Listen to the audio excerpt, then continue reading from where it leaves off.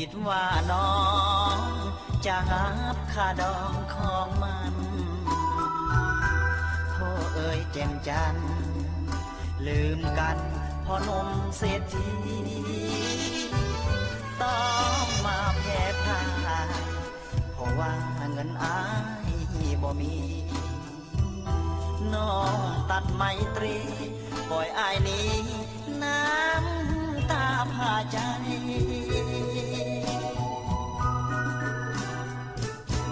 หากอายเลยเอียจับเอาน้ำเบียร์มาดื่มให้มันซึม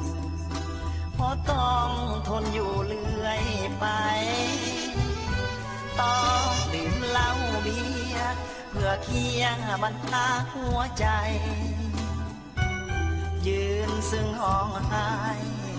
เพราะความพ่ายแพ้แก่เขา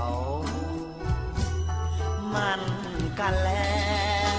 น้องแก้วกับหนุ่มคนนั้นน้องคงสุขสันต์แต่อายสะบันอับเฉาน้องยิ้มสดใสแต่อายห้องให้เบาดื่มเบียร์ดับเศร้าให้หายมันเข้าซ้ำใจ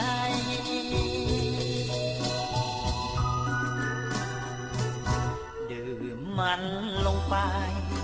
ให้เมาสาใจจนพอดื่มกับความท้อ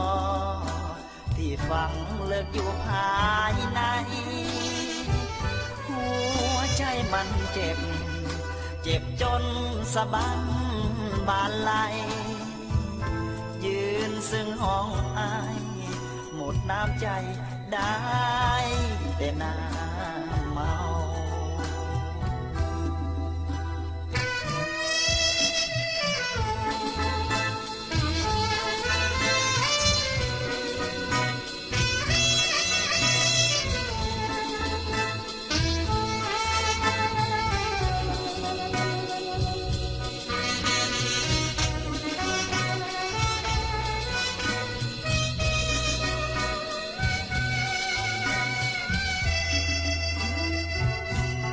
มัน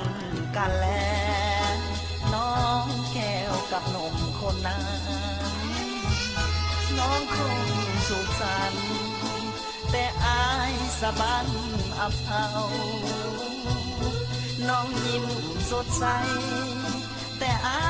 ยห้องให้เบาดื่มเบียร์ดับเศร้าให้หายมันเข้าซ้ำใจ